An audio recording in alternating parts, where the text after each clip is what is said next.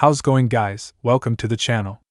In this video we are gonna see, what if Naruto was the shining wing king of hearts and built his harem Gundam, part 1. Huge shout out to A.G.E for this story. If you wants to see awesome fanfiction like this, don't forget to subscribe. Now let's get into the video. In the calm night, the village of Konohagakure no Sato was sleeping soundly, either person nor thing making a sound besides the birds and insects. However, all except for one boy was enjoying the peaceful night. In fact, he was doing far more than that, as tonight would be the night that began his dream. This boy had blonde hair, blue eyes, and a bright, kill me, orange jumpsuit that would alert any enemy ninja on his exact location, with a pair of dark forest green goggles on his forehead. However, what also made him stand out were 3 whiskers like birthmarks on his cheeks. This boy was Uzumaki Naruto, the Jinchuriki to the Kyuubi no Kitsune. He had to say that he felt greatly about successfully grasping the forbidden scroll of sealing from the Kage Tower after hitting the old man with his first created jutsu called the Sexy Jutsu. This technique allowed him to turn himself into the image of a very nude female version of himself that would affect any man in the world, unless that man liked a different body part. However, he did wonder how the old man was able to hide that he was a pervert. Well, like everyone says, we all got secrets. Now he was close to the rendezvous point, and he would be able to learn one jutsu. Then he thought on it for a moment. Wait, why learn just one jutsu? I have a scroll filled with high-rank techniques that the Hokage's written, and I'm supposed to learn one? Freak that. Naruto said aloud as he sped up to the point that his sensei told him to meet at, which was an empty shed. He looked around and saw that Mizuki has yet to make it here, so he had plenty of time. He then opened the forbidden scroll and pulled out a spare for himself. Then, without waiting any further, he began to copy them down. It took him about a full hour to copy the techniques within it, due to him reading and sorting through the ones he knew would be beneficial for him and others that he could not even imagine himself doing to another human being or having the power to do it. He was amazed at the techniques within this scroll, as some were moves that involved the elements, mainly lightning and fire, and others involved the manipulation of chakra. Then came the last one that he just had a strange feeling about. It felt as if he needed to learn this one along with another called Shadow Clone Jutsu.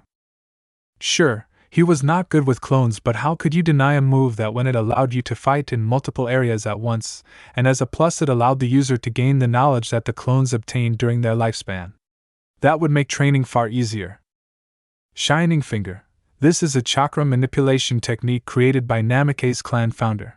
Kushudomen later remained Namake's domain. This technique is said to use heat energy, or is a variant of a fire jutsu that would later make Domen famous and give him the name Heat Fist. When the user uses this technique, it holds the appearance of metallic green/gold energy surrounding the user's hands. When technique is in use, it can cause tremendous amount of destruction to the enemy, such as a crushed skull to a melting of an internal organ. In addition, it seems to use the technique you must use a special chant listed below. Naruto could only gasp at that. That technique was something that he would most likely dodge due to what its capabilities were, but after thinking it through, he remembered something during one of Iruka's classes, which he stayed awake through besides when he talked about seals. He stated that the shinobi world is not a world of fun and adventure, it is a world of military and death. He told his class that day that the time will come when they have their first kill and they would need to be ready when that time came. I guess I can't deny it. I need to learn this jutsu, he said as he began to study through this move thoroughly. Time skip, 3 hours later. Naruto walked back to the shed looking exhausted from all the work he was doing for the past 3 hours. He managed to get a firm hand on the shadow clone techniques, but Shining Finger was a different story. He had time creating the jutsu in his hand, as he needed to pump large amounts of chakra into his hand and mold said chakra to remain within his hand. Now he was glad that he was smart enough to learn shadow clones first, as thanks to that he had help in the matter of getting it down. Nevertheless, even with the help of his clones, he still needed something to help him get this move down. The only question is what was needed in that regard.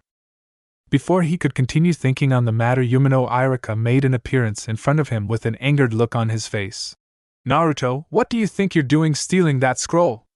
Don't you know that you have nearly the entire village searching for you and that scroll? he said with anger in his voice while Naruto just smiled and laughed to himself before he scratched his head and spoke. Yes, sorry about that, Iruka-sensei, but now I can pass, Naruto said with Iruka looking confused. Pass? Pass what, Naruto? Iruka said with Naruto's smile growing a little more. The secret exam, where I take the scroll from the A.G.E tower then learn one technique from it. I had to say that they were hard to learn, but I managed to get about 4 down with one I'm still working on, he said with Iruka surveying the area then his student and looked impressed. He's not lying. I can see that he has been working hard just by the appearance of both the area and the way his cloths look, Iruka said, now wondering who told Naruto this, since it was obviously a lie. Naruto, who told you this exactly? He said with Naruto's smile dropping and he himself eyeing his sensei with a strange look. Mizuki-sensei did. He told me that there was a secret test, in which all I would have to do was take hold of the forbidden scroll, then I could learn one jutsu from it. So do I pass or not? Naruto said with his voice sounding anxious. Though how could you blame him?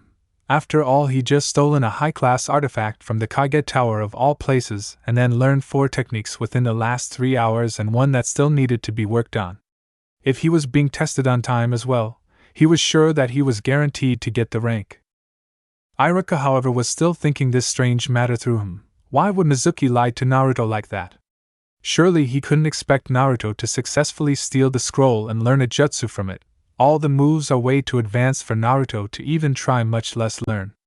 Unless that's what he wanted, he said as his eyes widened, but before he could say anything the sound of whizzing weapons could be heard in the distance. As if on instinct, Iruka pushed Naruto away from the weapons and turned to take them head on. The result of his actions was him getting hit by multiple kunais, with 2 hitting his chest, 1 embedding his leg and another grazing his cheek. He looked up at the direction the kunai flew through and saw Mizuki standing on a tree branch with 2 large shurikens strapped to his back. Damn, I can't believe I missed that brat. Oh well, I can still take care of him later, he said with a dark chuckle escaping his lips. Mizuki, what do you think you're doing? Iruka said with Mizuki letting out a dark laugh. What does it look like? I'm taking care of this village's demon problem, and I will be paid handsomely in power and money for not only killing him but also giving that scroll to Orochimaru-sama, he said before he turned his attention to Naruto. Naruto, give me that scroll now, he said with Naruto looking very confused at the situation, and as a plus something in the back of his head was telling him not to give him this scroll. No, Naruto, don't give him that scroll, just get out of here, Iruka yelled at Naruto, which caused Mizuki to laugh again. Naruto, don't bother listening to a man that has done nothing but lie to you, he said, which made Naruto give the man a confused look. Lie to me? What do you mean, Mizuki-sensei? What has Iruka-sensei been lying to me about? Naruto asked with Mizuki getting an idea. Why not tell the little monster who he was before his death? Okay, then I'll gladly tell you, Naruto. You see, about 12 years ago a great beast known as the Kyuubi no Kitsune attacked our village, and in the aftermath of its attack the Sandaime passed a law as well as a cover story to the true aftermath of the attack, he said with Iruka's eyes widening. Surely, he wasn't speaking of that, was he? The Sandaime passed as law that states that nobody can ever speak of that event under penalty of death, he said with Iruka then realizing that he was telling that story. No, Mizuki, you, that we are forbidden from ever speaking of that, he said, trying to stop this and to protect Naruto. However, said boy was now curious as to this, since they both knew something that had to do with him. You mean the Kyuubi attack? How can that be forbidden? Everyone knows that the Yondaime managed to defeat, but it was at the cost of his life, Naruto said with confusion in his voice. That was the truth, right? No, you fool, that was but a lie created by the Sandaime in order to fool the younger generation. What the truth is that the Yondaime couldn't defeat the Kyuubi, for the Kyuubi was one, if not the most powerful of the 9 Biju. Not even the most powerful shinobi to ever live was able to defeat the beast, so he could only do what was available to him, and that was using a child that he found in the dumpster, and seal the beast within him, he said with Naruto looking surprised. No, Mizuki, stop, Iruka said with Mizuki giving him a gaura. Stop what? From telling him the truth? From being the only person in the world willing to tell him the truth? No, I won't stop, he said before he turned his attention back to Naruto. Don't you see, Naruto? Everyone here has been lying to you your whole life, and even Irika still wishes to continue the lies. The truth is that the reason why everyone hates you is because you are the Kyuubi no Kitsune, he said with Naruto's eyes widening. What? Naruto asked in a faint whisper, while he just froze up. You are the beast that killed all those people years ago, and you are the one responsible for nearly destroying this village. That is why everyone hates you, and even Irika does, although you brainwashed him to believe that you were just an ordinary child. However, you cannot fool everyone. You, Naruto, you are the Kyuubi no Kitsune, he said with Naruto just staring at the man with shocked eyes. Was it true? Was he really a demon? Then he thought about it. How could that be a logical excuse? All he knew was that the Yondaime sealed the demon away within him, and yet it could be true the boy has yet to commit an action that would prove it so. Something was not right with this story, and it was time to get the real answer. You're a fool to believe that, Mizuki team, Naruto said, looking at the surprised look on the man's face as well as Irika himself doing the same. Sure, that could be believable, but tell me what your proof is? Have I killed anyone? Have I destroyed any homes? Have I even shown the actions to prove I'm a demon? No, I have not. All you stupid and dumbass villagers think on a hunch that holds no logic whatsoever, and yet you continue to be idiots and hate me for no reason. Is it me that's the fool, or all of you idiots that believe in something that's gotten too far out of hand? Naruto said with Irika looking shocked. Did Naruto just give the most knowledgeable answer and reason out of anyone in this village? Mizuki himself was surprised by that, but that did not matter anymore. He was already wasting enough precious time as it is, and he needed to get out of here with the scroll. So what, demon or not, the creature still lives through you, and that I cannot allow, he yelled as he grasped the shuriken on his back and prepared to throw it. Irika looked ready to jump in the way of the attack, but Naruto surprised him by placing his fingers, index and middle, into a cross seal. Go ahead and attack, you fool, and I'll counter it 1,000-fold, he said with a serious expression, while his eyes flashed a light green before a green hue surrounded his pupil, with the green sparkling like star dust was trapped within his eyes. However, all three of them were oblivious to this as Naruto himself was preparing to use his newest jutsu. Then let's see you try a Kyuubi, now die, he said, chucking his shuriken at Naruto, who was now prepared to use his new move. Shadown Clone Jutsu, he yelled. Once the shuriken neared him, 5 copies of himself appeared through puffs of smoke. The original Naruto then hopped over the shuriken while his other clones ran towards the traitor. However, Mizuki was not willing to lose, much less to a weak little boy. So he pulled out a kunai and threw it at the clones while doing seals. Surely, this would kill the demon, and why not aim for Irika too? When he finished his seals, he called out, Kunai Shadow Clone Jutsu, which multiplied his one kunai into 100 and took out the clones and was now heading for both Naruto and Irika. Irika saw it coming and knew he had to make a choice, and he had to do it now. So without any further delay he ran in front of Naruto, which surprised the boy, and pushed him down with the kunai hitting his back and embedding themselves within it, causing blood to leak out. Naruto could only stare with wide eyes as Irika took a shot meant for him. Now, the question was why? Why, Irika-sensei?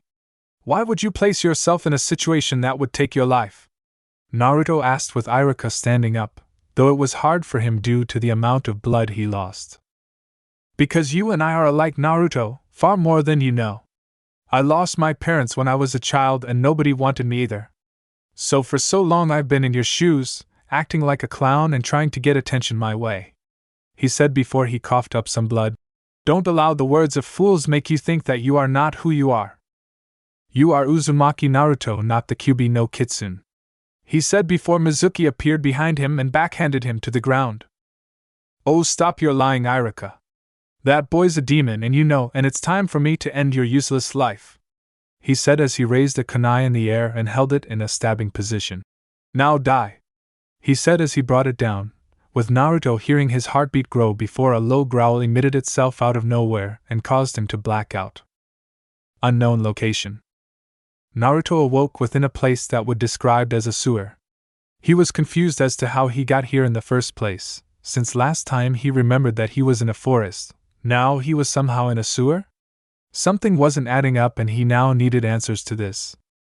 It was then that he heard a loud growl that alerted his attention, and said growl didn't make him feel any better about this place. But as they say, curiosity killed the cat, and that's what he was now doing. He ventured the halls of the sewers, with the growl continuing to growl louder and louder by volume before he went down another dark hall which held a light at the end with the growl being the strongest. He then walked out of the tunnel, and saw that he was now in an enormous chamber with a huge metal cage in front of him with only a small piece of paper holding it in place with the kanji for seal on it. It was then that he saw a face appear before him with red chakra outlining it with 9 large tails waving behind it immediately told him who this was. You're the A.G.E no Kitsune, Naruto said with his voice shaking in fear. Fear that the giant fox heard and could only grin at. That I am my boy, I am the A.G.E no Kitsune. However, as much as I enjoy your fear, I am afraid that we are running out of time. As we speak, you are dying, due to a deadly poison that bastard had on his kunai that holds an instant effect and is now slowing down your adrenaline, which slows down your heartbeat, he said with Naruto looking shocked. However, lucky for you, I wish to avoid this at all costs because if you die, I die. Do you understand? He said with Naruto nodding his. What do you purpose we do? He said. That is very simple, which you must accept, however, as if you don't we die. What I will do is give you some of my chakra, which will heal you indefinitely. However, I am fairly sure that once that happens your body will undergo a certain metamorphosis, if you can call it that, he said with Naruto looking confused. Metamorphosis? Do you mean like a transform of my body? He asked with Kyuubi shaking his head. No, what will happen is that your body will radiate my chakra like armor. You'll be able to move at high speeds and your strength will be increased by twice of what your body produces. However, this isn't permanent as the effects of this will only be temporary, but with time and training you can increase the time limit, he said with Naruto looking deep in thought before he nodded and looked the fox right in the eye. Yes, I will accept, he said with the fox grinning. Excellent. Now hold still for a moment, this may hurt a bit, Kyuubi said as his chakra leaked through the bars like red water before it surrounded him and encased him in a red shell before everything went dark. Real world. Mizuki was in pure glee. He did it, he killed the demon brat and was now going to be a hero for this. He just could not wait for what his future will bring, money, power, and girls willing to lay with the hero and bring his seed into the world. Now he had only one thing left to do, kill the demon lover, and then he would get his future. Iruka could just barely see anything, as the blood lost from his body was now fully affecting him. He was losing conscience, but Mizuki was approaching with a dark smirk on his face. So, demon lover, are you ready to join him? He said with Iruka looking up with disgust on his face. Oh, go blow yourself, he said before Mizuki laughed before he raised his kunai.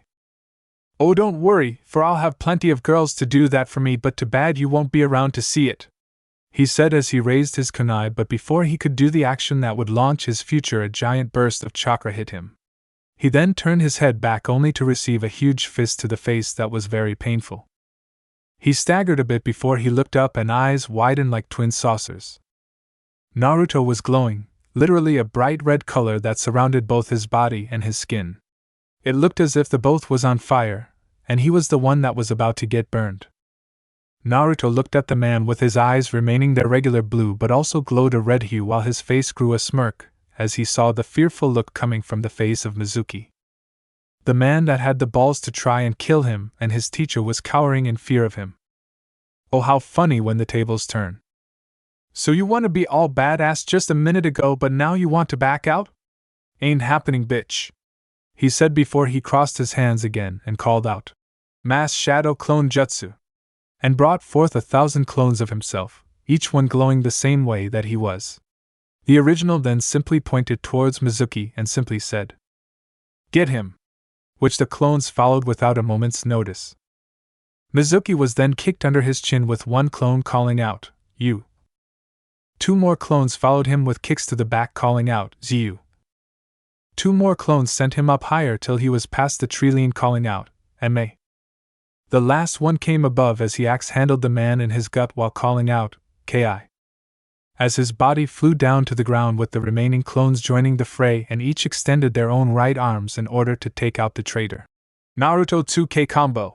They each yelled as they all hit Mizuki with their rights before two clones raised their legs to the air and bicycled kicked him down to the trees below. Mizuki bounced off the tree branch and landed on his knees before he got up with pain all over his body. He looked up and saw the original Naruto charging at him with his hands glowing gold. "These hands of mine glow with an awesome power!" he yelled as his hands turned full gold while he brought his arm back. "Their burning grip tells me to defeat you," he said as he neared the traitor, who was now pissing himself from his fear. "Now, here I go, shining finger," he said as he grabbed Mizuki's head, which made the man feel as though the hands of God were grabbing his head and were slowly crushing it. "This is all could have been avoided had you not tried to cheat your way to power. What a waste of a life," he said before he pumped in more chakra before he managed to close his hand and cause Mizuki's head to explode and his body plop on the ground with his blood escaping the body. Later on in that night. That all happened about an hour ago as Naruto now sat before the Hokage's desk with said old man staring at him as the boy finished his tale. After Naruto killed Mizuki, he took Irika to the hospital with Kyuubi's chakra, leaving him afterwards. However, lucky for him, he met up with Hisandame, with the Forbidden Scroll as well, and after checking the Chunin, he was taken here to explain his story. "That's quite the story, Naruto-kun, but just to be sure this is all true?" he asked with his gaze never leaving the boy he looked at like a grandson. "Yes, it is, old man, that is the absolute truth," he said with Sarutobi Hiruzen rubbing his chin before he nodded to himself and got up. "Apparently, since you have accomplished so much tonight, I think it's only fair to keep your night going and give you what's yours," he said as he got up from his chair and motioned for Naruto to follow him. Though Naruto was confused, he was inwardly happy inside. "Now, Naruto, I know that I've kept this away from you for basically your whole life, and I do apologize to you for it. However, given the circumstances as they are, I had to keep this from you to protect you," he said as he opened a door and led both himself and Naruto into the scroll room. "About 3 weeks after you were born, both of your parents knew the Kyuubi was coming closer to the village by the second.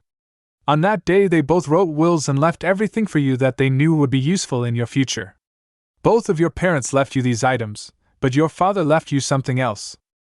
He said that it was for something that only you can see," he said, handing Naruto 2 wooden boxes with the image of a whirlpool on one while the other held the image of a falcon.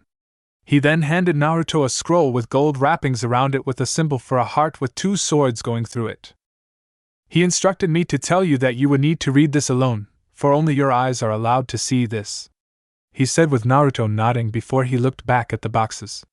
On it he saw that they each held 2 letters with his name on them. Naruto took one of the letters off the box before he read it to himself. "Dear Naruto, if you are reading this, then that means that either Sarutobi-kun or a new Hokage has seen you ready to learn of me and your father. I feel very saddened that this is possibly the only way I can speak to you, but it must be done. I would also hope that you are aware of the Kyuubi no Kitsune resting within you, for not even the Yondaime was able to kill such a powerhouse as that beast. I would also hope that his wish was seen by the villagers to have you seen as a hero, but I'm not as simply minded as him, and I can tell that you possibly weren't. But enough of that, allow me to tell you about myself. My name is Senju Kushina, the Crimson Dragon. Now, my son, I got my name from being one of the first female ANBU captains in history, as well as to the large amount of enemies I've built up over the years. Another reason for my fame is thanks to my clan name. In fact, thanks to my clan, we were able to save Kusa from an invasion from a Mentaki, which is why if you are ever in Kusa no Kuni, you would be treated like royalty. When I was born, it was within Yuzu no Kuni, which was sadly destroyed in the Second Great Shinobi War, but we migrated here after our allies, the Namikaze clan, reassured us that we would be safe with them. However, I must beg you to not use our clan name of Senju outside the village, for many enemies would love to get revenge for the deeds our clan has committed in the years past. I know Sarutobi probably gave you the name Uzumaki under the guise that you were adopted into my false clan for payment in assisting the Yondaime, but don't use it any longer until you're strong enough to proclaim your heritage. Now it's time to truly pass down a sacred item in my clan, which is a family sword called Akatsuki. It was forged by my grandfather many years ago, when he forged this sword from pure gold and reimbursed it with a chakra system so that it would be able to repair itself from any dent it gets. It holds a few qualities that would make most kill for it. However, I want you to use this sword with pride and live the name of Uzumaki. From the only woman whose love for you will never be surpassed by anyone, not even your future girlfriends. Your loving mother. Senju Kushina. P.S. Also, as a person that hails from Yuzuno Kuni implies, we have a firm knack for water techniques. In fact, our affinity for the element runs so strong that we can pull water from the very air itself, so you will find our clan's water techniques within the case. Naruto just stared at the letter for a while longer before he turned to the case that held the whirlpool symbol on it. He then opened the case and pulled out the sheathed blade of Akatsuki. The sheath of the sword was bright gold color, with the handle of the sword being wrapped in gold-colored dye, with the guard being a circular shape, and was also gold as well. Naruto then grasped the handle of the sword and pulled out the blade, which made him whistle. The blade was looked to be a standard ANBU class sword and, as his mother said, was made of pure gold, with the blade itself shining as if it was coated with a special shiner. He then resheathed the blade and moved to the next one, which he could tell was his father's. He reached for the letter and was surprised to see how sloppy it was, but then again, who was he to talk about penmanship? However, but thankfully he was still able to read what was written. Dear Naruto, if you are reading this, then the old man either thinks you're ready to take on the world or he couldn't keep his mouth shut. Hopefully it's the later, but we shall see. Now I would explain why your life is probably as expected, but I'm afraid that I'm way too lazy to even bother explaining something your hates yet loves about me. However, what may come as a shocker to you is that I am the one that sealed the QB into you. That's right, you're the patented son of the Yondaime Hokage. Take a moment to breathe it all in. Naruto laughed at that. He was sure that if his father was here, all they would ever do was laugh and enjoy themselves. However, all joking aside, I must apologize for what I have done to you. But let me at least tell you that I could only trust you, my son, with such an fierce yet awesome power of the QB no Kitsun. Besides, it wouldn't look cool if I just died on you without giving you some kind of power, right? Besides, that fox would be too proud to allow himself to die, so I'd bet he's probably made you strong over the years. But then again, you may not even have knowledge of the fox until today. Hopefully it's the later, but once again, who knows? But enough of all that, allow me to introduce myself to you. My name is Namikaze Minato, the Yellow Flash, but before I even continue on, I must ask you to resist using my last name, due to the large amount of enemies I've built up over the years, especially in IWA and Kumo. In fact, due to my skill and power, I've almost single-handedly won the war between my village and Kumo and IWA. It wasn't easy though, as it came at the price of one of my students' life and another student to lose his eye in the matter. I can only tell you how much war can change a person, and hopefully you won't go through the hardships that I have. It is also with a heavy heart that I ask you to not use the name Namikaze until you are of Jounin level. If you were to use my name, IWA and Kumo would make as many assassination attempts on your life as AIM and Taki would with your mother's name, and that's also excluding the personal enemies I've built in several other villages. So in other words, don't use my name until you yourself are in the right position to do so. Now to you, I leave my family sword, Savior. Savior is made from adamantine, so it won't be breaking any time soon. This sword is also a very rare weapon called a chakra sword, as when you infuse chakra into it, the strength of the blade is increased tenfold and is able to cut through almost anything imaginable.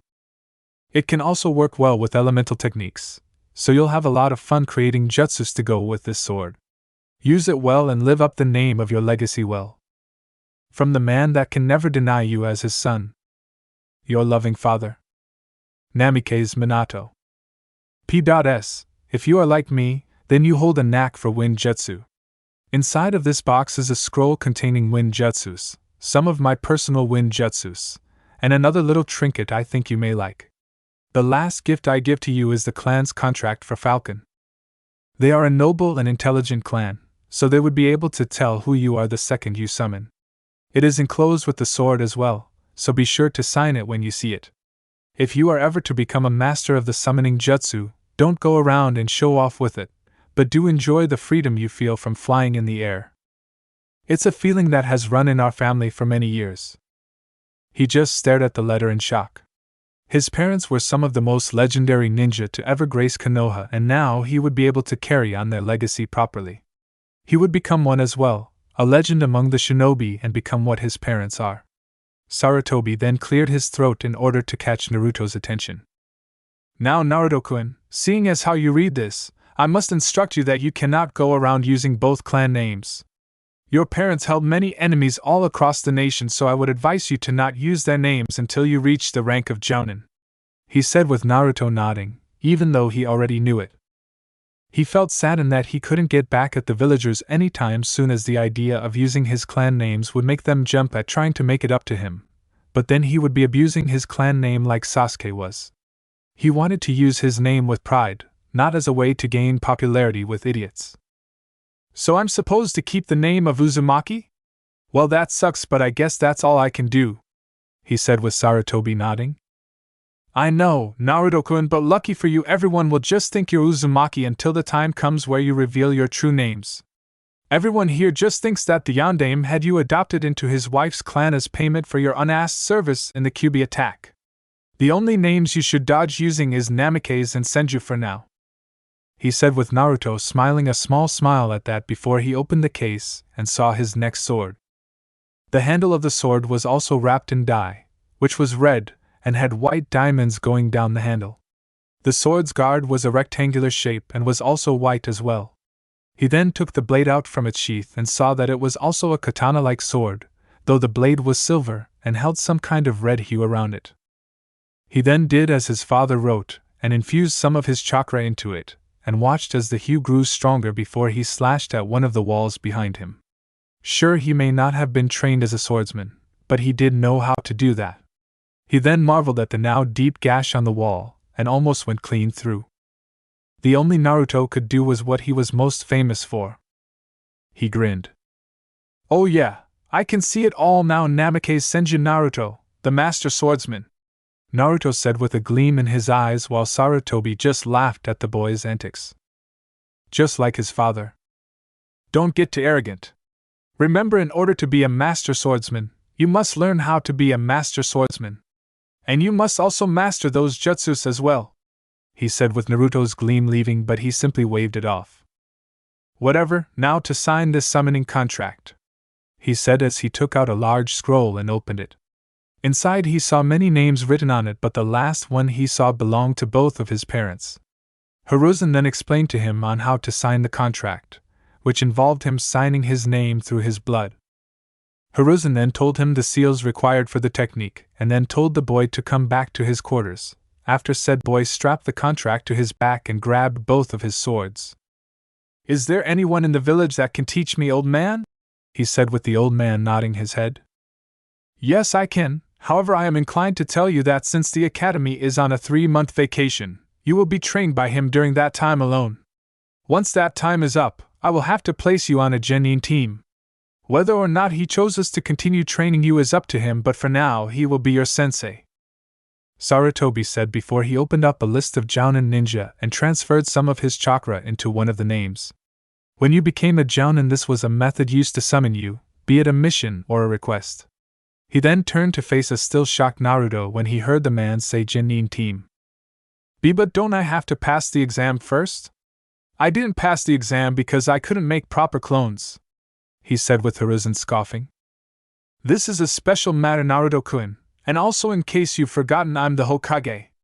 I can choose to make anyone I chose into a ninja, and in your case I'm more than willing to make an exception. Plus you also managed to steal the scroll of seals without detection, escaped from the Kage Tower unnoticed, defeated a Chunin, captured and executed a traitor who broke a law by death, as well as learning several advanced techniques. Do you really think I would deny all that because you couldn't perform one of 3 weakest jutsus in the world?" he said before he pulled out a headband with a long black strap attached on it and handed it to Naruto. "That belonged to your father. For some reason he always hated having one thing look like everything else, so he would always try to stand out and be seen, never to blend in," he said with Naruto putting the headband on and marveled at the feeling he got from it. "Thanks, old man. I feel closer to my dad now than I've ever felt before," Naruto said before a cloud of smoke appeared and out stepped a young man that looked to be in his mid-20s. He wore a dark blue outfit with the Konoha Jounin vest over it. On his back was an ANBU-class katana, which looked very elegant from a distance.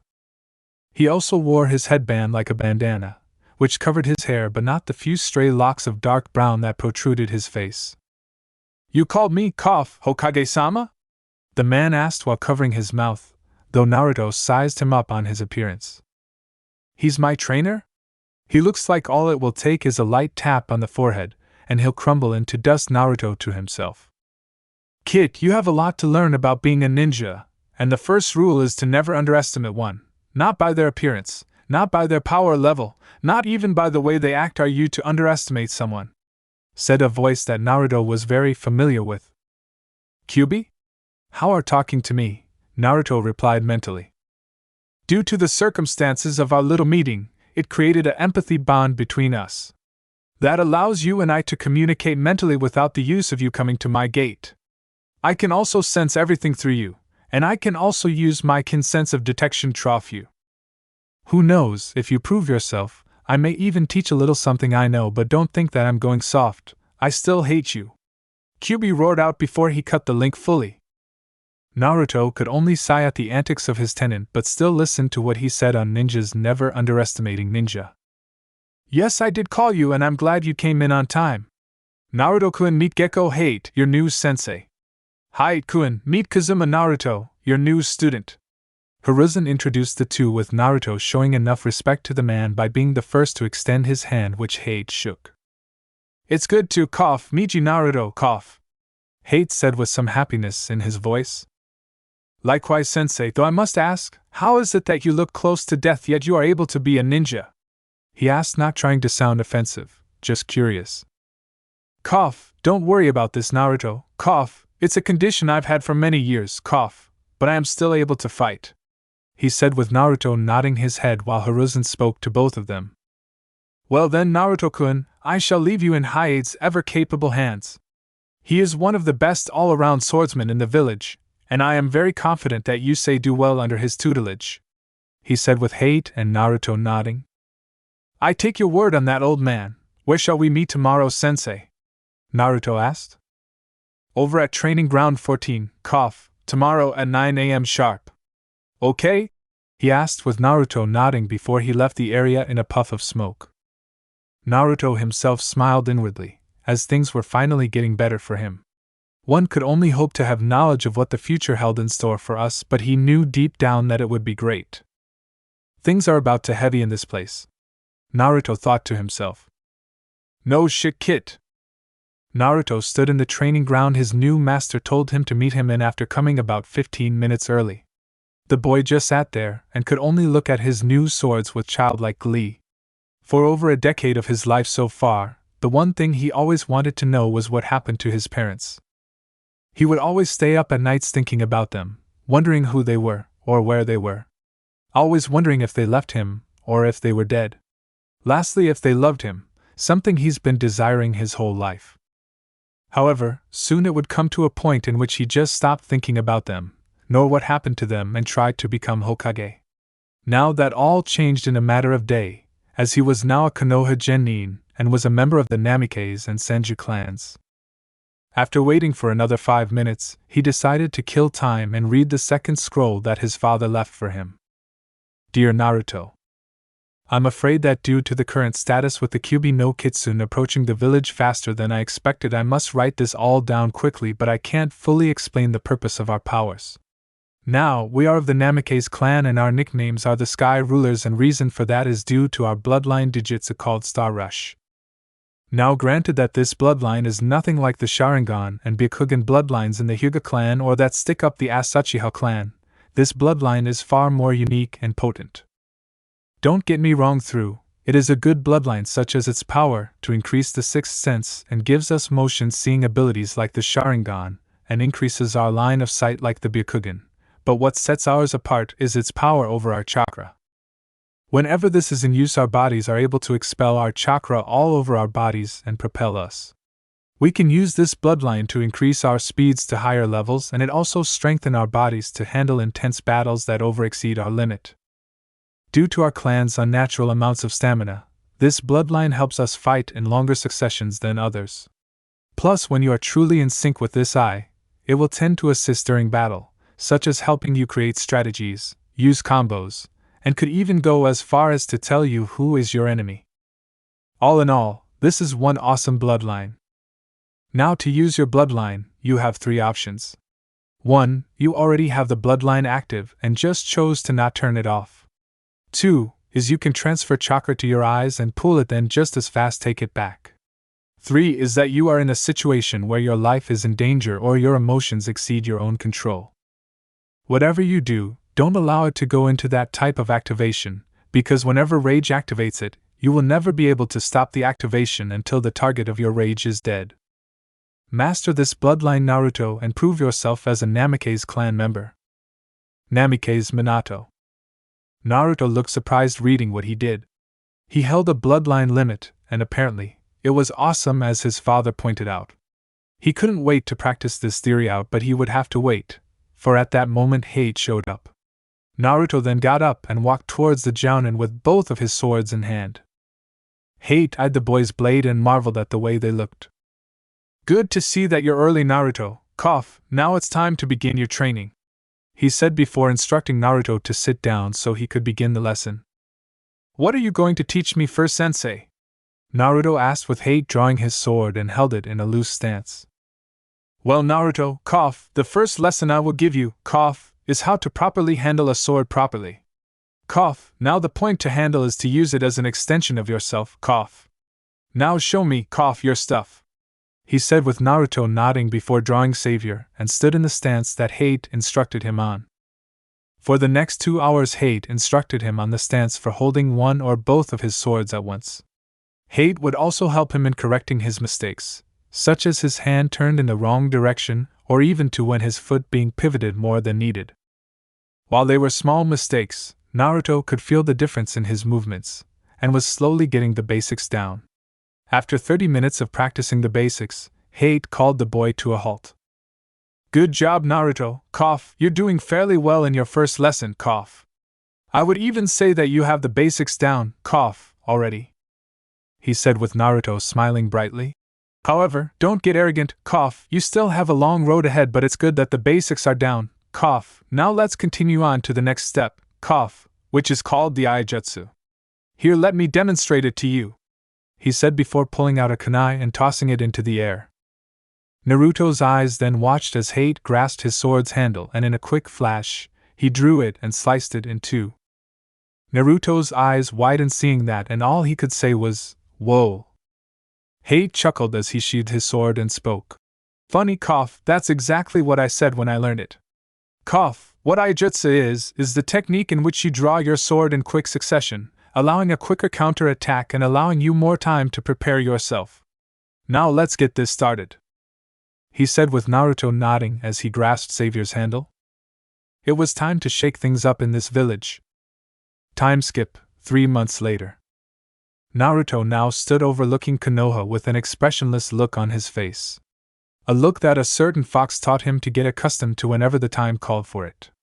He was now taller after the training and now stood at 5 feet 10 inches, and he was very thankful to no longer being the short, loud-mouthed blonde this village hated. He now stood over the fourth's head with his new outfit adorning his look. Gone, forever, were the orange monstrosity and the green goggles. In its place was a black shirt, with the sleeves looking to be made of fishnets, and went into the center of his upper arms along with a gold circle in the middle. Around his both forearms were white bandages. On his hands were fingerless black gloves with metal backs to them. His pants were black as well, with black combat boots that helped his look out. He also wore both of his swords on his back that appeared to be vertical, not to an angle like most would do if they wore their swords across their backs. To finish the look was his headband that now held a long red strap tied around his forehead.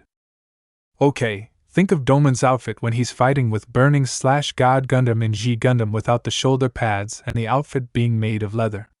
Also think of Mobile Suit Gundam's Gundam design and you'll know why I chose that. He sighed deeply as he looked at the village below. Over the course of the past 3 months, he did nothing but work on what both A.G.E and Q.B. had to teach him. But of course he had to earn Q.B.'s respect first, and that was something he refused to relive. During his first month of training, it was focused mainly on his technique. He also took that time to hang out with his master, as they both found several things that they found in common, such as playing pranks on people, the scent of lavender, and even staring at a moonlit sky on a hilltop. The second month focused on the more practical aspects of kenjutsu. Naruto was trained in the proper performance of slashes, thrusts, parries, counters, strikes, and more. Naruto got his technique down during that month, faster than what A.G.E expected, as it took a lot of the time A.G.E expected for the boy.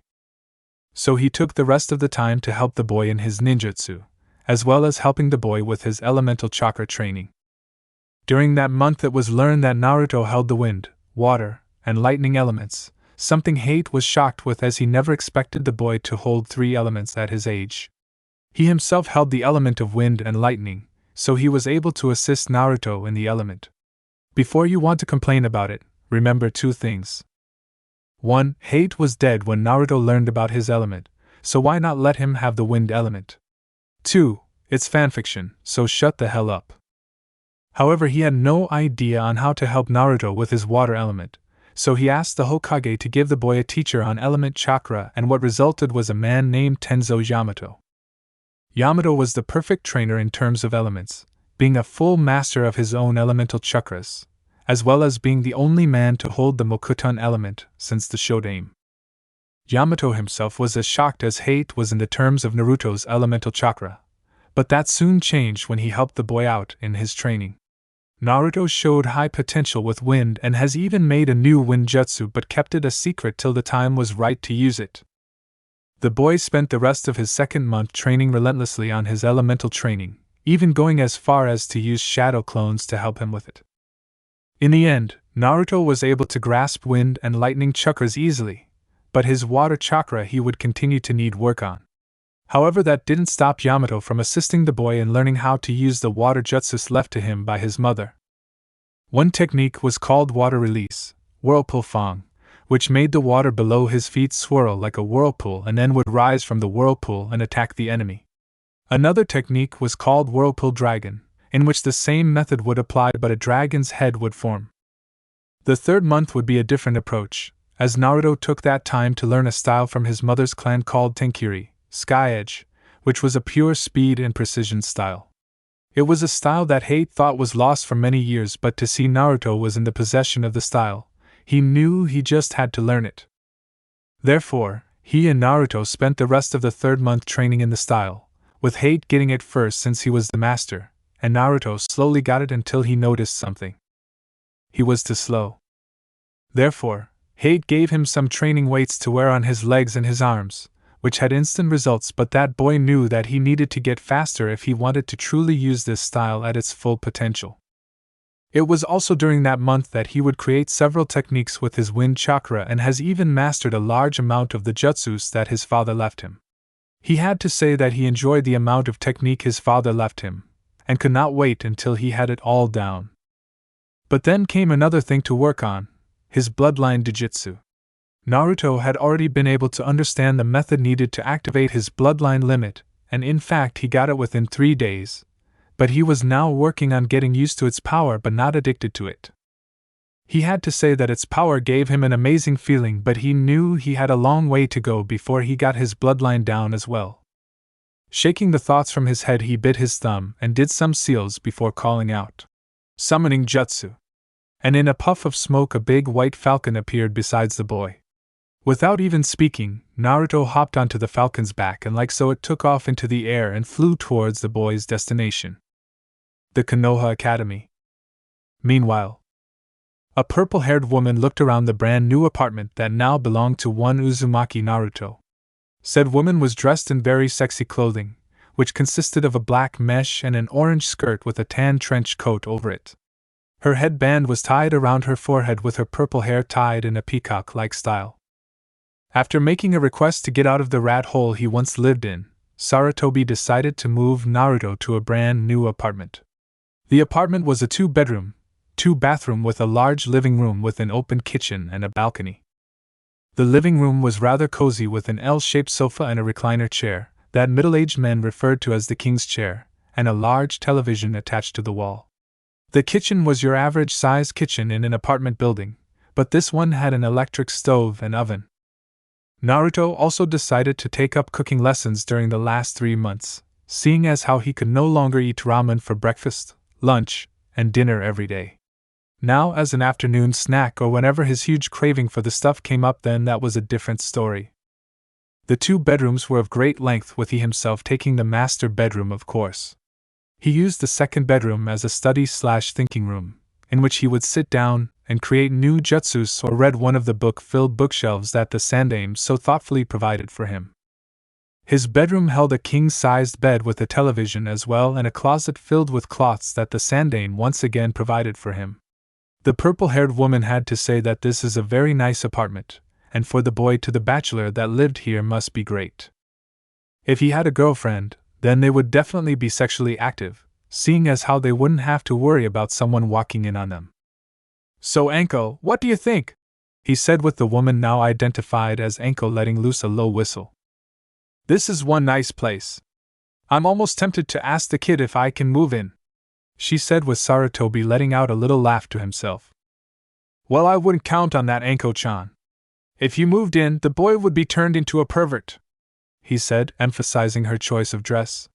He himself couldn't help but spare a few glances at her himself, but thanks to his years as a shinobi he could do it without her seeing, and oh boy did he enjoy it.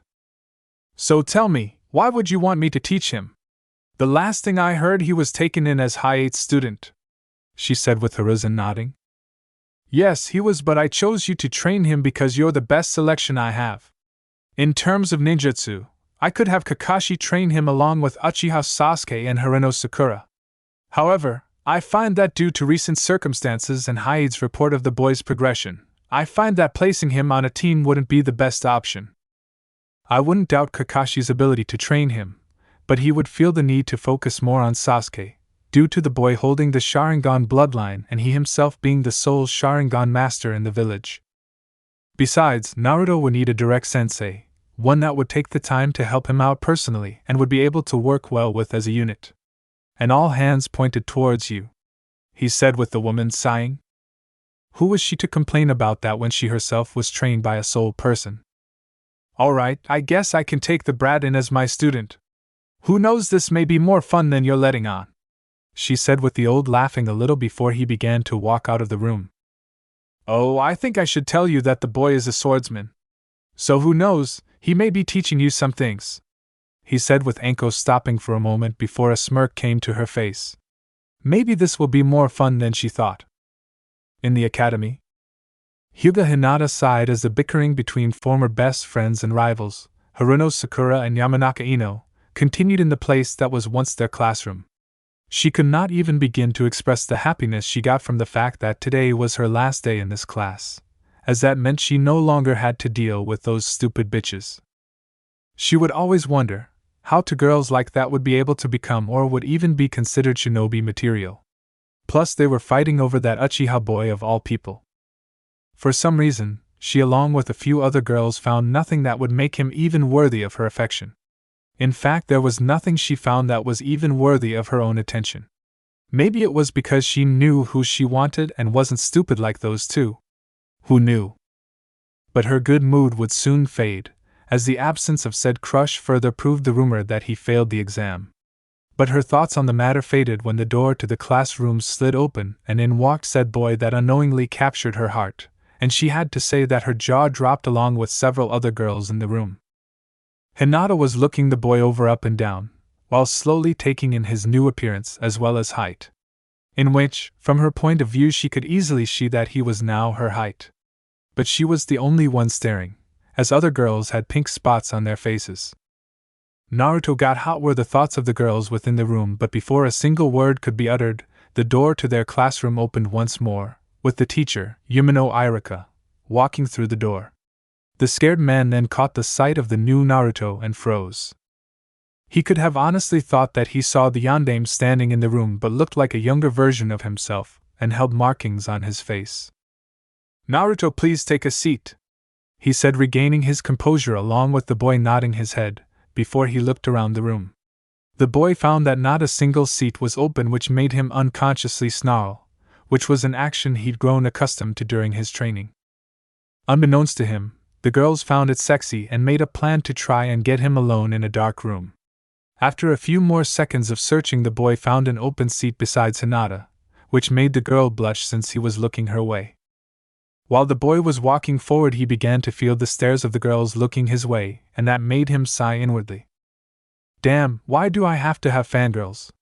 Naruto thought as he sat beside the Hyuga girl, who was now blushing like a bright red tomato. Because Kit, you can't help it if girls now find you attractive by appearance. I told you getting rid of that orange lady repellent monstrosity would get you eyes looking your way, Kyuubi said with Naruto inwardly sighing.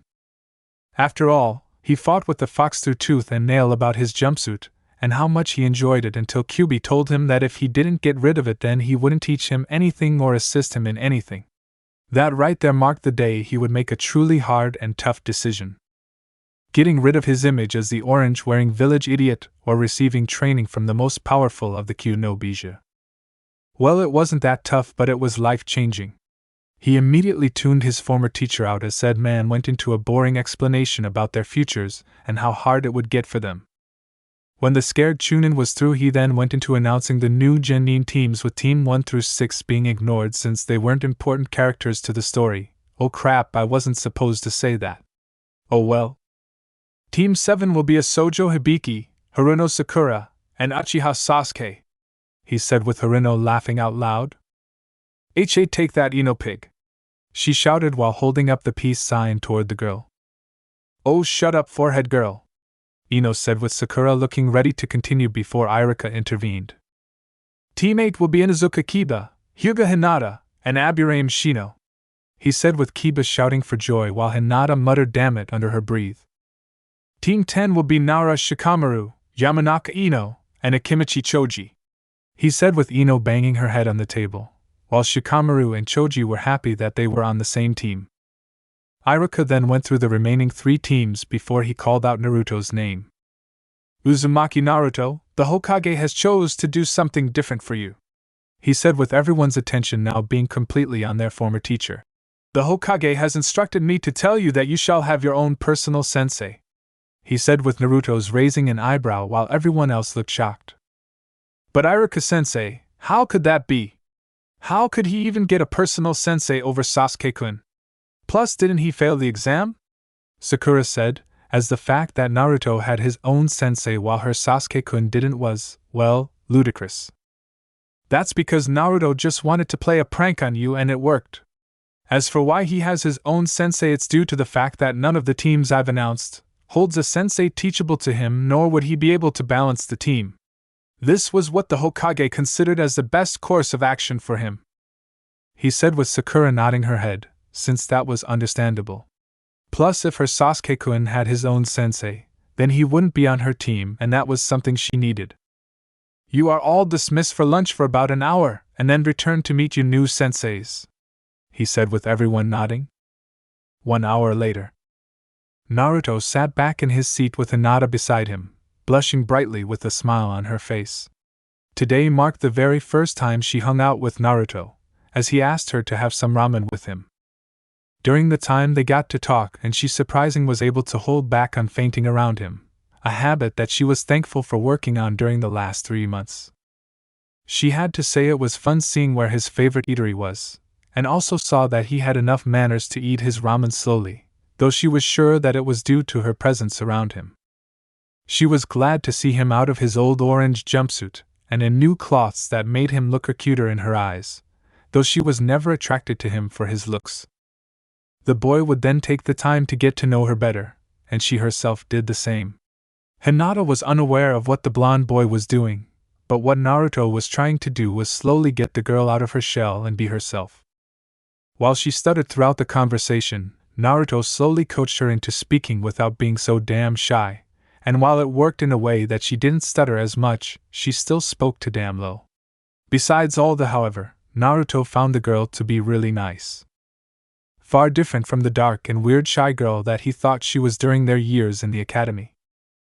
After a few minutes of waiting, the doors opened to reveal one Mitarashi Anko stepping in with a stern look on her face, while all the boys felt the blood in their bodies travel to one specific area. The woman had a smirk on her face, since that was always the reaction she got from teenage boys and perverted men trying to have their way with her. "Okay, I'm here for Uzumaki Naruto. Wherever you are, meet me on the roof," she said as she disappeared in a puff of smoke. Naruto smirked to himself as he got up from his seat and headed towards the roof that his sensei told him to meet her. Time for things to change once more. Naruto was now located on the top of the building at the academy, with his purple-haired teacher before him. Naruto gave her a good look over, and while she didn't look like much on the outside, but Naruto knew that outside appearance don't mean shit on the battlefield, for you can look like a retarded monkey and still kick people's asses. Before him, his teacher was doing the same thing and felt the same way the boy did, but she wasn't one to judge a person's strength by appearance. "Okay kid, it's time for us to introduce ourselves, and seeing as how I'm your teacher, I'll go first. Now my name is Mitarashi Anko, my likes are dango, red bean soup, training, and torturing nuke nin and spies. My dislikes are arrogant punks, Fandro Kunoichi wannabes, people who are too judgmental on others, and snakes. My ambition is to one day find my traitorous sensei and snap his neck in my hands," Anko said with a small fire lit in her eye, though Naruto thought it was a little strange actions. "Okay, my name at the current time is Uzumaki Naruto. I enjoy eating ramen, training, my previous senseis, and the swords I received from my parents. I hate arrogant people and ignorant people who hate without very little knowledge on why they dislike what they hate. My ambition is to one day rebuild my clan and prove to the entire elemental countries of my own existence," he said with Anko nodding her head before speaking again. "Okay kid, now I want an assessment of the techniques you know, so that way I'll have a better understanding about your skill," Anko said with Naruto pondering for a moment before he spoke. "I know only two of the academy jutsus, the transformation and substitution jutsu. I can't use the regular clones because of my chakra being too large, but I can use the shadow clone technique. I know about 5 wind release techniques, 2 water techniques, and 1 lightning technique. I have a majority of my skills going to my swordsmanship along with some other things, and the last is a technique I'm inventing, but it will take a little while before I'm finished with it. How's that?" he asked with Anko staring at the blonde boy with her mouth agape. "Not a bad resume you got there, kid. I never suspected that you knew so much after you came out of the academy. In fact, I always thought that you were just a snot-nosed kid that had too much swagger about himself and everything. However, that is far different from what I see right now, and sadly I would only be able to help you in ninjutsu and taijutsu, but kenjutsu is not in my ally," she said with Naruto stroking his chin for a moment before he spoke. "I think I know a good solution to that problem," he said to Anko. "How's about I teach you how to use a sword? Since I'm not in need of more lessons in kenjutsu at the moment, I can teach you what I know," he said with Anko looking surprised at that before she smirked at the boy. "I would say that you're on, kid. Now I want you to meet me in front of training ground 44 at 0700 tomorrow morning. Got it?" she asked with Naruto nodding before she left in a puff of smoke. "I can't wait to learn that technique, but for now I'll just stick with my personal favorite," he said before biting his thumb and performing the familiar seals to bring forth a falcon. He then jumped onto the summon's back, before the summon lifted into the air to fly back to his home. The next day, Naruto walked towards the meeting zone and knew that he was about 30 minutes early from Anko's setup time. With nothing better to do, he walked over to a tree stump and sat down in a meditative position with his hands hovering over his legs. He then began to breathe in the fresh air while a green glow came to his hands before energy began to come out. This training technique was something his father told him was needed to help him gain control of his powers, something that he needed to do. Naruto began to focus the energy in his hand, slowly trying to understand the power. This technique was nicknamed the Twin Drive Technique, as its only property was to help him release more of his powers. It was also a technique that can help him during battle, as it can help his power output increase tenfold, but he would need to wait a while before he could fight with the move. He sat down on the stump for the entire length of time he had, thus causing Anko to catch the sight before her. She was surprised by what the boy was doing as well as the level of power he was putting out, as it reached low to mid-jounin level easy. Sensing her presence, he stopped his technique before he looked towards Anko with a small green glow in his eyes before it left him to become his regular sapphire blues. "I take it you're wondering what that was, aren't you?" he asked with the purple-haired woman nodding. "It's my bloodline, but before you ask, no, I don't know all the effects it has, so please don't ask me until I'm ready to tell you," he said with the woman nodding, understanding that these were his secrets and that eventually down the line she would learn more of them. "Okay, then it's time to begin your training. What I will be teaching you is how to be an infiltrator and an assassin as well, and with your history of awesome pranks, training you in infiltration will be very easy. However, that doesn't mean you can't learn more than you should, so we will begin with your first test," she said with Naruto sighing before he stood up. At least she doesn't beat around the bush. 2 months later.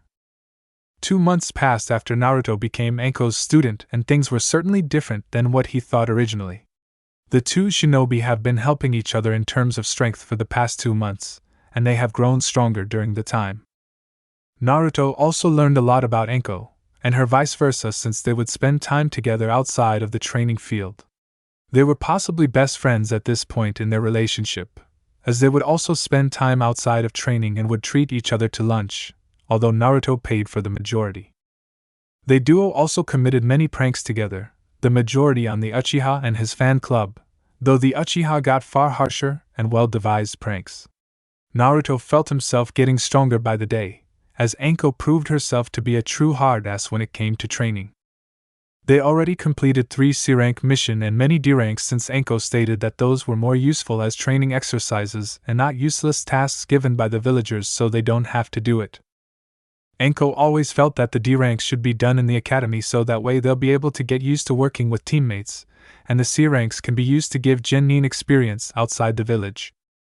However, due to parents being concerned about their children going out of the village and seeing what that world has to offer, forced the village to make a compromise and change the standards of the academy. But that wasn't her problem now, as she had a genin to train in her ways. Over the last 2 months, Naruto and Anko continued to help and train each other. Since Anko had a main chakra affinity for earth techniques and a side affinity for water techniques, Naruto was able to learn plenty from her in the water department, and a little from her earth also taught Naruto some of the jutsu that she had learned from Orochimaru, as well as a nifty little jutsu she picked up from Uchiha Itachi, the clone Great Explosion. Naruto's taijutsu skills were slightly lacking at this point, so Anko took it upon herself to introduce him to a man named Mato Guy. Said man was what Naruto called the embodiment of creepy, as he would constantly say the word youthful in his sentences or yell whenever the opportunity presented itself. However, Naruto couldn't deny the fact that the man was a great teacher, as he was taught the man's style known as the Lotus Fist, a taijutsu style that deals with high speed and high-powered strikes to deal damage. Anko also proved to be a natural at swordplay, as she learned pretty fast with what he taught her in terms of kenjutsu, but that was probably due to her previous teacher being one of the Sannin. She also learned some of the techniques he got from the scrolls, along with some of the wind and water techniques he got off his parents' scroll, and boy did she get a kick out of them. Anko even took it a step further and combined 2 of the techniques into a new one, but she would tell him what it was, only that it would surprise him when she used it. The two grew closer together over the time, and due to them being students to the other, it only helped them gain a stronger relationship to the other. He learned that she was once the former student to Orochimaru of the Sannin, and while that sounded cool at first, it was also saddening after he learned what the traitor did to her. He also learned that she wasn't loved in the village either, as the villagers needed to blame someone for their problems with Orochimaru, and at the time Anko was the best candidate. Just like him after the Kyuubi attack 12 years ago. Anko even went as far as to change her outfit, after she realized that all it did was give a distraction to Naruto during his training, so in its place was her jounin vest with black shorts, black arm bracers, and a black jacket over it. Once that happened, things were different for the two rejects, as they were referred to at times by fellow shinobi. Over the last 2 months, Anko made sure that Naruto learned everything that he didn't during the academy, as well as the stuff he would have learned later on. She taught him the chakra control techniques such as tree walking, water walking, chakra burning, chakra balancing, and elemental control. She also taught him several other techniques along with the other variants of the shadow clone technique, one of which was said to have been created by Uchiha Itachi called the Clone Great Explosion technique. It was said that Itachi hated the idea of clones being less useful in battle than just adding to the fight force, so he created a technique that would overload a clone with chakra to the point that it was a pressure cooker ready to explode. However, said technique could only be used by those with high amounts of chakra and can handle the strain of the technique, being only himself and Anko, since they were friends. Needless to say, Naruto felt honored to be one of the three that can use this technique. The duo now stood before the Hokage after just completing another lame D-rank mission of walking the dogs, or at least it would have been had Naruto not suggested they do things a little differently. Naruto suggested that they take 5 dogs and feed them chakra pills to give them more energy and more strength. They would then tie ropes around their waist and focus their chakra on a board so that they may float in the air. Anko liked to call it extreme dog walking, as the dogs did all the work and they had all the fun doing it, plus it gave them the ability to train their chakra control.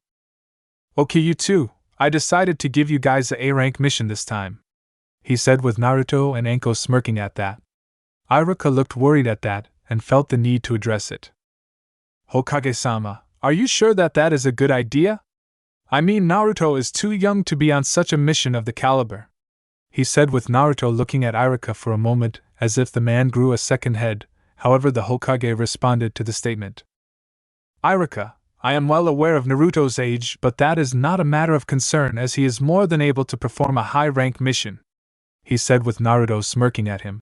Now then, your mission is to dash, Sarutobi was saying until the doors opened and revealed Team 7 walking in the room. Kiba currently had a pissed-off look on his face, as they just finished a joint D-rank mission in chasing that damn Hellcat, Tora. The damn cat escaped for the 15th time this month, and yet the woman couldn't buy a house for the damn cat? Kiba, however, was pissed because of the scratch marks on his face after he grabbed the damn felon and had to take it scratching his face up. Damn it, Hokage-sama, I'm not doing these stupid chores anymore. I want a better mission, he said only for Kurenai to smack him across his head. Please excuse him for his behavior, Hokage-sama, he's just upset that the cat scratched him up, she said with Naruto letting out a small laugh. You know that the best way to catch that cat is to just give it some candy. That cat will do anything to get something sweet, Naruto said as he and Anko took that mission only 2 times, and while Anko didn't like it, Naruto didn't mind since that cat was just trying to get away from his crazy master. Dobe? What are you doing here? This place is only made for shinobi, not losers, Kiba said with Naruto smirking at him. Funny how people like to judge others without even knowing them, must be a trait that losers like you hold. Oh well, he said with Kiba scowling before he looked towards the Hokage, who smirked his way, just getting a pretty good idea. Very well, you shall get what you want, Kiba-san, seeing as how you just gave me an idea, he said with everyone looking surprised, even Iruka. Hiruzen then pulled out a scroll and placed it on his desk before he spoke to the 2 genin teams. Your mission shall be a B-rank protection mission of Team 7 in their mission to the Land of Waves. It appears that he deceived us into thinking that the mission was a C-rank when in actuality it's an A-ranked mission, after they were attacked by the Demon Brothers and Rokusho Aoi. I want you to meet up with Team 7 and help them complete their mission. Also, seeing as how you guys are also in need of a mission as well, I shall be giving you an A-rank mission in assisting Teams 7 and 8 during their trip to Wave Country, he said with everyone looking surprised that Naruto was getting a higher class mission. Needless to say, someone voiced their opinion, and that some was none other than Kiba. Wait, Hokage-sama, why are you sending that loser on this mission? It will do more harm than good, he said with Anko letting out a small laugh, catching everyone's attention. I think you guys need to stop going by what you learned from the academy, as that will be your downfall, just like underestimating Naruto-kun. The fact is that Naruto is the most deserving of the genin within the village, as he could very well be the strongest genin within Konoha, Anko said with all the genin looking as if they just heard the world's greatest secret. Naruto is one of the strongest genin within Konoha? Impossible. No lady, you're wrong. Naruto Baka is a dobe who couldn't fight his way out of a wet paper bag. I could mop the floor with him in a second, Kiba said only for Naruto to laugh at that, causing everyone to look at the blonde boy. The blonde boy then gave a playful smile at the dog boy before he held up his right arm. Hidden shadow snake hands, sending out 4 large pythons at Kiba, who was now wrapped into snakes and was looking scared by their appearance. The others stared at the blonde boy in disbelief, as he walked over to the dog boy and dismissed the snakes while Kiba looked at the boy in fear. "Don't mess with me again or else you'll see something far worse than my snakes, okay, pumpkin?"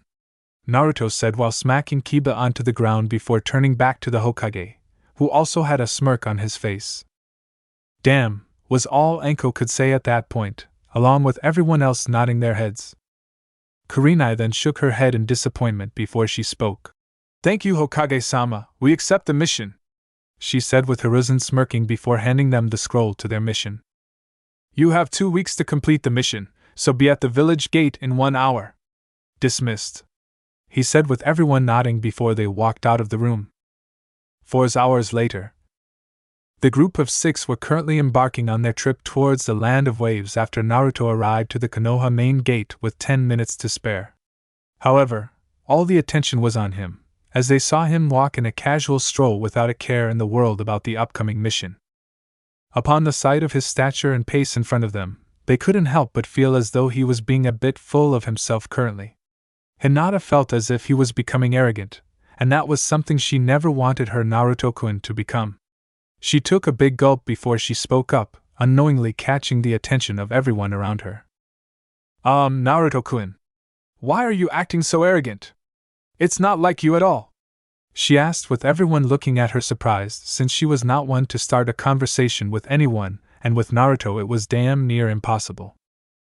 "I'm not acting arrogant, Hinata. It's more of a feeling of being free from the restraints in the village after getting cramped up in the village for so long," Naruto said, as he was tired of being in the village for so long without stepping outside to see the world for what it truly is. This was another reason why he loved being under Anko's tutelage, as he didn't have to wait for his teammates to catch up to his progress and would receive higher-ranked missions faster. "You've been out of the village already? But how can you be allowed to leave when you're the dobe?" Kiba said with Naruto sending another smile at Kiba. "Hey, I think I need to bring my snakes back, don't you agree?" he said with Kiba shaking his head in fear. "No, don't bring them out again," he said with his puppy looking scared as well. "Good," Naruto said before turning back to the front. "Naruto-san, what made you change so much? I don't remember you acting like this while we were in the academy?" Shino spoke once more, surprising people since Shino never talked unless it interested him in some way. "I changed because it was the right time to do it. The truth is that I didn't like the way I was even before I graduated, but I also wanted to keep everything about me secret until the right moment to reveal them came.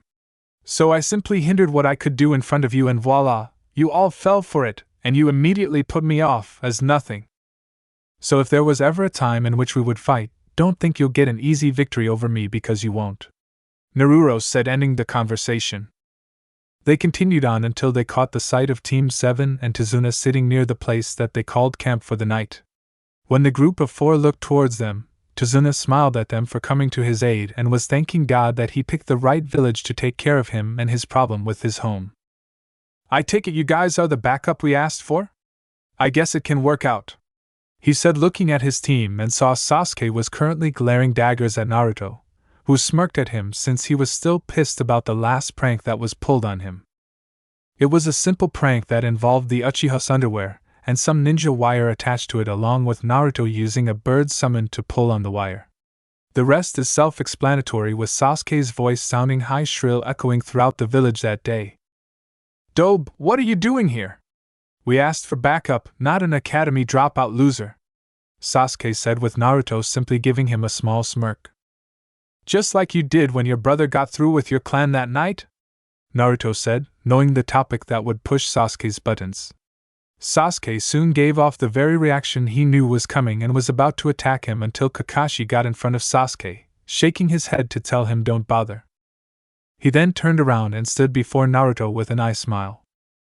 "It's good to see you again, Naruto, but do you think that you can delay the comments of Sasuke's family? You know that it's a touchy subject for him," he said with Naruto shrugging his shoulders. "Whatever," he said before he looked towards Sakura, with a small smile on his face as he saw her red-faced currently. "It appears that you know your place now, flat chest, that's good to see," he said with her ready to blow but held down her anger, remembering what he did to her last time. "Just don't say anything about Sasuke-kun or else," Sakura said to herself with Naruto's voice broke her from her thoughts. "Or else what? You'll do the same thing like last time?" he said with her blushing in embarrassment, knowing what happened last time. The three jounin watched this in confusion but decided to let it go since they had a mission to complete. "Okay, let's get going everyone. There is a lot of ground that we need to cover if we want to get there before sundown," Kakashi said with everyone nodding before they went back on track to the land of waves. 1 hour later. The group was currently sitting within a boat that Tazuna called for before they arrived to the area they were currently traversing through. The jounin all flanked around the boat on top of the water as it floated along the bank on its slow, leisurely pace due to the driver shutting down the motor to not alert Gato's spies that they have arrived back to the land of waves. Naruto was currently sitting at the front of the boat in a lotus position, while Teams 7 and 8 gazed at their surroundings. They could see through the thick fog the outline of the bridge that was still being constructed at the hands of Tazuna, but it was still a marvelous sight to uphold. "Wow, look at how tall that thing is, Akamaru," Kiba said in his half-low, half-loud due to being excited about what would come in this mission. Maybe he could finally get Hinata to see that dope for what he truly is and announce her love for the blonde boy to get with him. The puppyon in his jacket barked in return before snuggling further into its master's jacket, since it didn't like the smell of salt water that much. "Quiet, you fool, are you trying to get us all killed?" whispered the man rowing the boat, as his fear was now getting stronger after that outburst and knew that at any minute Gato can have one of his men stashed in the water for an aquatic assault. Sasuke was starting to get bored with all this rowing, as he wanted to get on the ground and get this shit over so he can go back home to continue his training. "Why aren't you using the engines to get us across instead? Wouldn't that get us to land quicker than this?" the Uchiha asked in a bored tone while the man shook his head as he continued to row the boat. "Gato can have men stationed anywhere he wants at any time he wants, which also includes these waters that we are currently rowing through. If we make the slightest noise to inform Gato of our presence, then it would be trouble for us all. This is also the only way for us to sneak in resources from the mainland, as if Gato manages to seal this pass off, then there is very little hope we can have besides the completion of the bridge," Tazuna said before he looked towards the front, indicating that the subject was no longer open for discussion.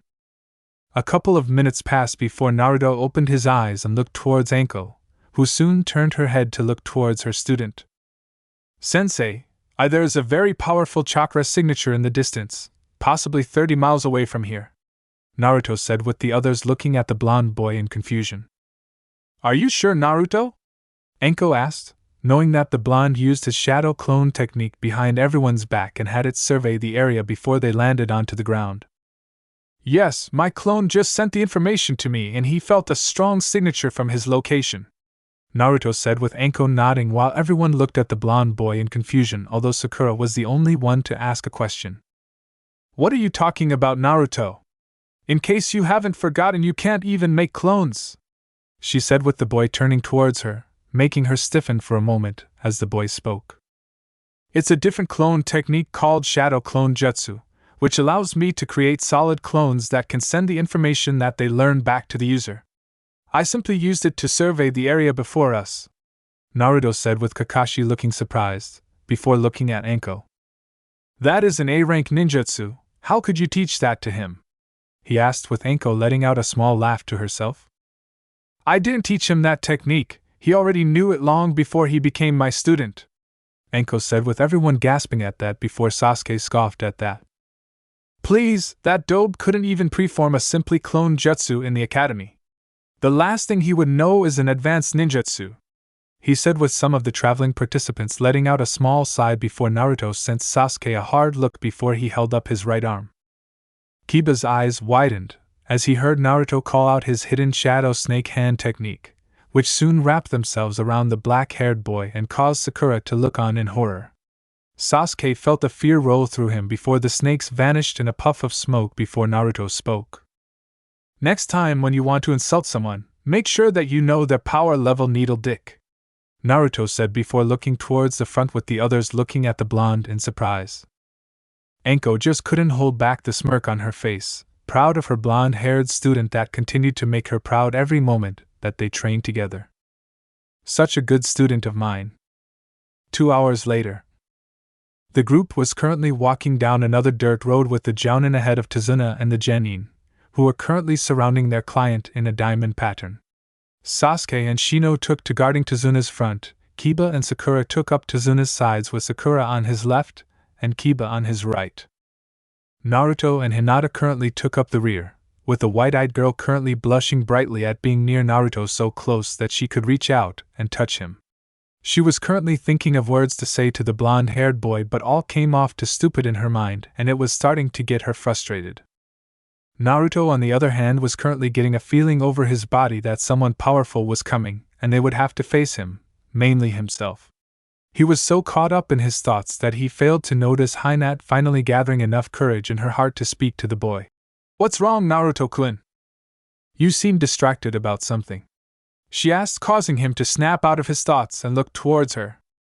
"Yes, something is bothering me, but I don't know what it is exactly," Naruto said with his eyes slightly darting to the left into a tree, getting the feeling that he can tell where this person's presence was. "Well, what is it, Naruto-kun?" she asked with a little worry in her voice, which caused Naruto to scratch his head sheepishly. "It's just that I keep getting this feeling that we are going to be encountering someone very powerful in a matter of moments," he said with a small smile on his face, while she held a look of concern on her face. "But then again, I could just be acting all paranoid at the moment, since I never held a feeling like this before," Naruto said with a nod and nodding her head before sparing a few glances at the blonde boy before she heard a rustling noise to the right of them. Naruto acted quickly and pulled out a shuriken, then tossed it towards the source of the noise, alerting everyone of what he just did. The plane was silent for a few seconds before the blonde-haired swordsman walked over to the bush and pushed them aside to find a shaking white snow hare standing under the shuriken, which if was just a bit lower would have killed it. "Naruto Baka, just what do you think you're doing? You just scared a poor hare half to death," Sakura chided Naruto with Kiba snickering at that. "Look at you, Dobe, you can't even tell that those noises were coming from a little bunny, right, Akamaru?" he asked his puppy, who barked in response to his master's statement. He would have said more had Naruto not drawn his two swords, which caused everyone to shut up and pay attention to the boy as he stood up and faced Anko with a serious look that was all about the fight that was soon to come. "Sensei, we have company," Naruto said with Anko nodding her head as she took out her sword, which caused everyone to pay attention to the sensei and her student. "What are you guys talking about? It's just a harmless snow hare, there's no danger here," she said before Naruto pointed savior at the rabbit she was now holding and trying to calm the creature down. "That is a snow hare, but it only has a white pelt during the winter season, when the ground is covered with snow. That and this breed isn't native to this country at all, it's most common in Mizuno Kuni. Which means that either this thing has ran too far away from home," he was saying as he turned his head to a tree behind them with a critical eye, "or someone is trying to distract us," Naruto said, preparing for the fight that was bound to come. Meanwhile, Haku looked from her. "Yep, you know I only do female Haku unless I don't plan on pairing them up, which is very hard," perched position on a tree 30 feet from the group. Zabuza said not to interfere unless it was truly necessary, so watching and seeing through any of the enemy's tricks was the only available option. Meanwhile, Zabuza, who was breathing slightly after the quick kawarimi he had had to perform, lay against the trunk of his current tree. That boy who had discovered his hiding place first, and was intrigued by this boy. He was the one who killed Kairaku. A smile played across his face, hidden beneath the bandages he wore to cover the lower part of his face, as he raised his sword up and to toss towards the group of shinobi below. This would be most enjoyable indeed. Back to the travelers. Naruto's eyes widened as his danger senses went haywire as he grabbed hold of Hinata and Anko, yelling, "Get down!" and pulled the girls to the ground. A large whirling disk of silver erupted from the trees to their side and was now heading for their heads, making the group all fall to the floor with each one bringing someone down with them. The sword sailed over their bodies and nearly cut a piece of Naruto's hair before it ascended and hit the tree in front of them, almost as if that was what the person who threw it was actually aiming for. A body soon appeared on the handle of the sword with his back turned to them. The person that stood on the handle of the sword was an adult male that stood at roughly 6 feet 7 inches with a dark aura radiating off him. He wore a pair of purple pants with vertical marks running down them with camouflage ankle and arm warmers. He was completely bare-chested, which showed off some of the scars his body held, with his face and neck covered in bandages to obscure his facial features, except that his face was void of eyebrows. His eyes held a cruel glint behind them, almost as if he was planning to bring mass malice and pain towards them in the next few minutes, with the last thing to complete the look was a headband that he wore at an angle that bore the Kirigakure no Sato symbol on it. Well, if this isn't quite the surprise, it seems that you have purchased quite the task force to protect Utazuna. You must have saved so much money just to put it to waste, the man said, with Kakashi narrowing his eyes at the man before him. Momochi Zabuza, A-class missing ninja and the demon of the bloody mist, Kakashi said, with his voice telling that he was very serious about this person in front of him. The man called Zabuza let out a small laugh as he looked at the jounin of the group. Look at this, Hatake Kakashi, the copy ninja, Yuhi Kurenai, the illusion mistress, and Mitarashi Anko, the snake charmer. I never would have seen you three together on a mission. I suppose that I should feel honored somewhat, Zabuza said before seeing Kakashi raise his hand to his headband and pushed it up so that it will be straight before he opened his right eye to reveal a fully mature Sharingan. Oh, you're going to use your Sharingan so early? I guess I should once again feel honored again, Zabuza said in a mocking tone, while the other genin looked at the masked man in surprise while Naruto scoffed at that. That eye is nothing but a joke. All it does is give the bearer a way for him to cheat in the shinobi world instead of doing everything on his own. Kakashi is only strong with that eye, but without it then he's about as strong as an angry cat that just got wet, Naruto said, with all the attention now on him, with Zabuza now turning his attention to Naruto, who still held a serious look on his face. Oh? And you think that you can do better than Kakashi? He said, with Naruto simply cracking his neck left and right before he stared Zabuza right in the eye. I don't think I can. I know I can, he said, with everyone gasping at that. Naruto, have you lost your mind? You can't fight that guy no matter how hard you try. Just let Kakashi-sensei deal dash, she was saying, with Naruto raising his right arm. No, I want to fight him just to see how far I can go in a true shinobi fight. I want him to take me to my very limits so that I may get stronger, Naruto said, with Zabuza letting out a small laugh. Very well then, kid, I suppose that since you asked so nicely I'll grant your wish, but don't think that you're going to be leaving here alive, he said, making a few hand seals before calling out. Ninja art, hidden mist jutsu, causing a thick mist to build up around the area they stood in. Naruto simply smirked to himself as he drew on his 2 blades. Let's rock. Chapter end. Tired of watching censored fanfics? Would you like to watch some very naughty, filled with the lemons fanfics without any censorship? I'm happy to announce that I opened Patreon page for you guys, where you could watch Naruto/Deku 18+ stories without any censoring. Not only that, you can also see the NSFW images of characters of the fics on my Patreon, which I make by myself. So buy your preferred tier and join our community now. Link is in the description.